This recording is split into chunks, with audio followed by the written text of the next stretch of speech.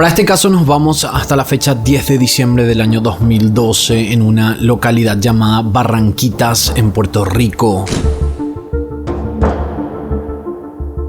Barranquitas es un pueblo de Puerto Rico de aproximadamente 30.000 habitantes, es pequeño y está rodeado de montañas y lleva ese nombre ya que el suelo es arrastrado por corrientes de agua y convierte el piso en barro. Esa mañana Sandra García, de 55 años de edad, tenía una reunión de trabajo muy importante, pero cuando la reunión ya tendría que haber comenzado, Sandra todavía no había llegado a la oficina. Para muchos esto no sería una señal de alerta porque podría tratarse de una razón completamente normal y justificable. Podría haberse quedado dormida o había mucho tráfico, pero cuando los compañeros no pudieron ponerse en contacto con ella, la preocupación empezó a aumentar por algo que había ocurrido un mes antes con esta mujer.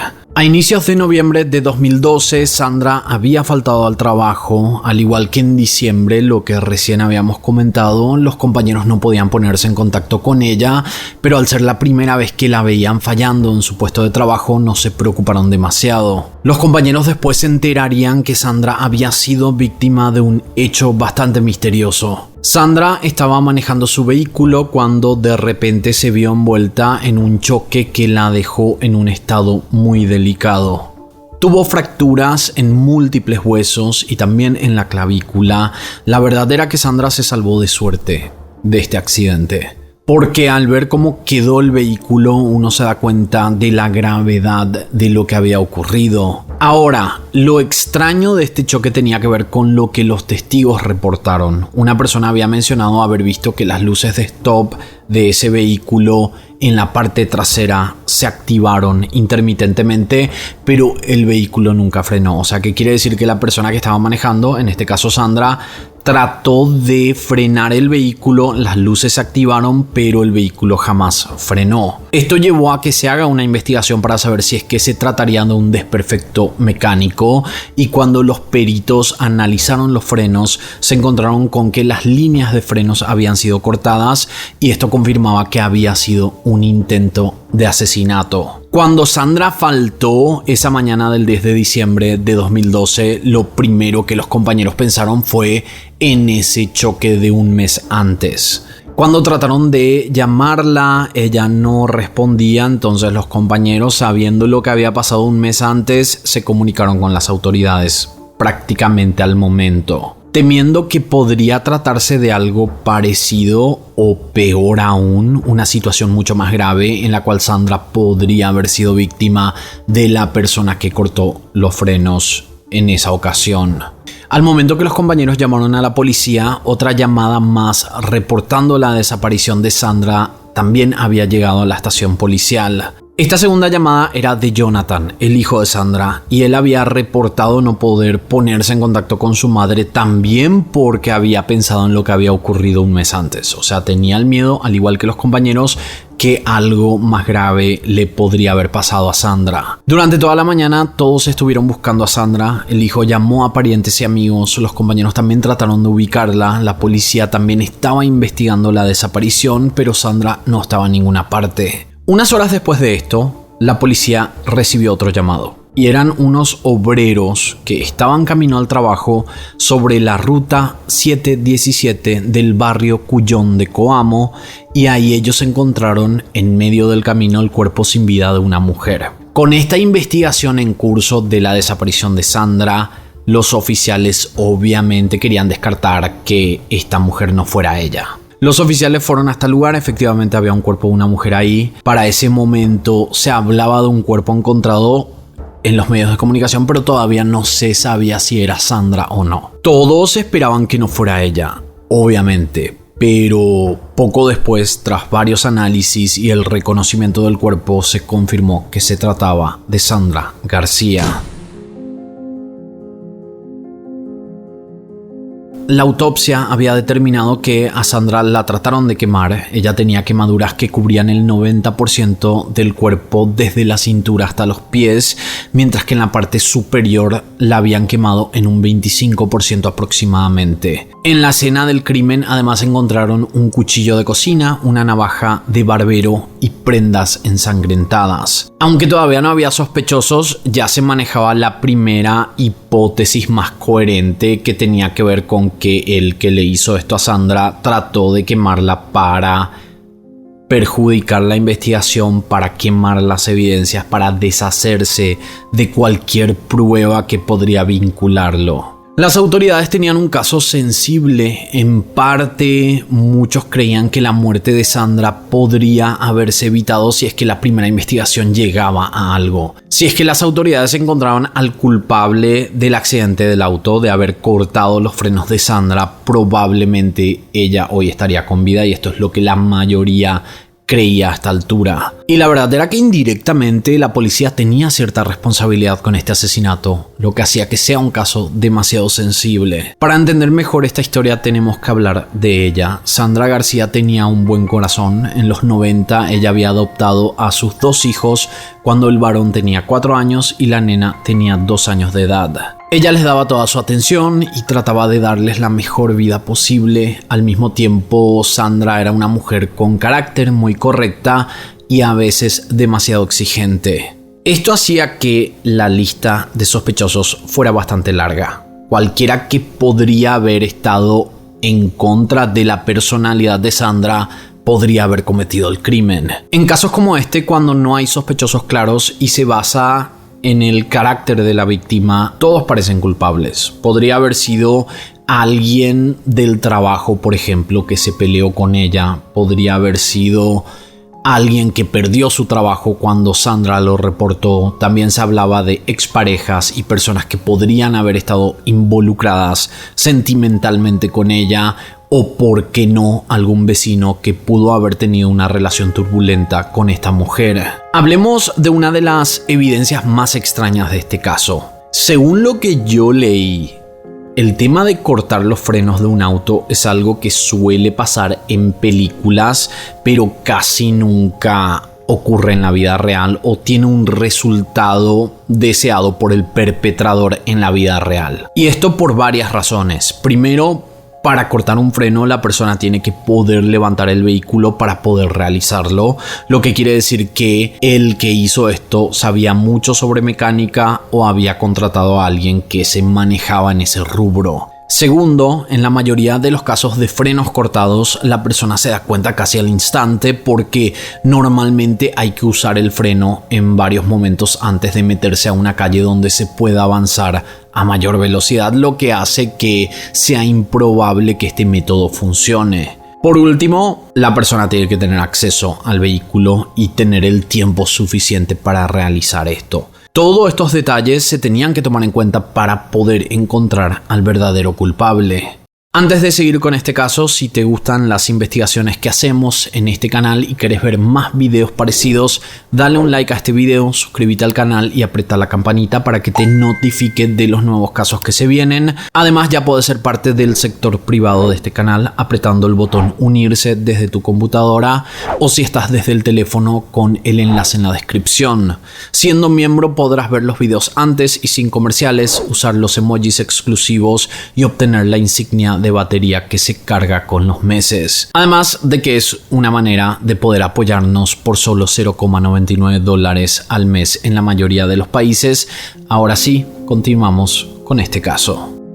Sin muchos caminos más, los investigadores fueron a la residencia de Sandra para ver si encontraban algo. Cuando llegaron al lugar se encontraron con Jonathan, que era el hijo, quien estaba visiblemente alterado por todo lo que había ocurrido. Ellos le dijeron que tenían que revisar la casa para ver si es que encontraban alguna evidencia que les llevara al culpable, a lo que Jonathan les dejó pasar. Mientras varios oficiales inspeccionaban la casa, uno se quedó hablando con el hijo para saber si sabía de algún enemigo de su madre. Él mencionó que no sabía quién podría haberle hecho eso. Mencionó que esa mañana del 10 de diciembre él se había levantado, vio que el auto de su mamá seguía en la casa, pero que ella no estaba en ningún lugar. Por eso llamó a la policía, porque ella siempre salía con su vehículo y también la avisaba si es que alguien más la iba a pasar a buscar, y eso no pasó en esa mañana. Entonces, según su testimonio, alguien le tuvo que haber hecho algo cuando estaba por subirse a su auto para ir al trabajo. La casa de la familia García estaba muy bien decorada, había adornos navideños y la casa había sido pintada recientemente. Según Jonathan, antes del asesinato de su madre, ambos habían pintado juntos toda la casa como una actividad de madre e hijo. La casa estaba normal, sin ningún rastro de forcejeo o de sangre, pero como el hijo había comentado sobre la posibilidad de que Sandra hubiera sido atacada en el garaje, la policía decidió ir hasta esa zona para observar. Cuando fueron al garaje, se percataron de manchas de sangre en el cobertizo, lo que hizo incrementar la hipótesis del ataque. Sandra pudo haber estado por subirse al vehículo camino al trabajo. Alguien le dio un golpe y en ese momento la secuestraron. Cuando abrieron las puertas del vehículo no había señales de forcejeo, no había rastros de nada, tampoco parecía como que el vehículo se hubiera limpiado recientemente, pero después, como un último intento para encontrar más evidencias, la policía abrió el baúl y ahí encontraron un charco de sangre. Y esto quería decir que luego del ataque tuvieron que haber puesto el cuerpo dentro y llevado el auto, pero el hijo había mencionado que supuestamente se levantó y vio el auto ahí. Y esto no tenía coherencia con su testimonio. Cuando el investigador le preguntó a Jonathan cómo podría haber sido que esto hubiera pasado, que hubiera sangre en el baúl, pero él dijo que el auto estuvo ahí toda la mañana, Jonathan se empezó a poner nervioso, lo empezaron a presionar hasta que finalmente se quebró y admitió que él había matado a su madre. Luego de esta confesión, las autoridades aprendieron muchos detalles personales de este chico. Cuando Jonathan era pequeño, luego de su adopción, empezó a comportarse bastante mal. La situación había avanzado tanto que Sandra decidió llevarlo a psicólogos y psiquiatras para ver si es que podían ayudarla. Al parecer nada le funcionaba, entonces la familia entera se mudó por una temporada a Estados Unidos para ver si algún experto de ese país podría encontrar alguna solución. No hay datos del diagnóstico oficial de Jonathan durante esos años, pero lo que sí se llegó a saber fue que el comportamiento del hijo de este chico se hacía cada vez peor y esto terminó afectando su relación con toda su familia prácticamente. En el año 2007, Sandra se mudó con sus hijos al pueblo de Barranquitas para trabajar como directora de un centro de salud llamado Salud Integral en la montaña. Allí estableció buenas relaciones con sus vecinos y comenzó a participar en una iglesia cristiana, haciéndose amiga de la pastora. En la iglesia muchos feligreses intentaron ayudarla con el problema de conducta de Jonathan, pero nada pareció dar buenos resultados. Todas las personas cercanas a Sandra la veían como una mujer muy trabajadora, exigente, recta, muy organizada, pero al mismo tiempo muchos estaban de acuerdo de que Sandra, aunque trataba de educar a sus hijos y se peleaba constantemente con ellos, se notaba que ellos eran bastante mimados.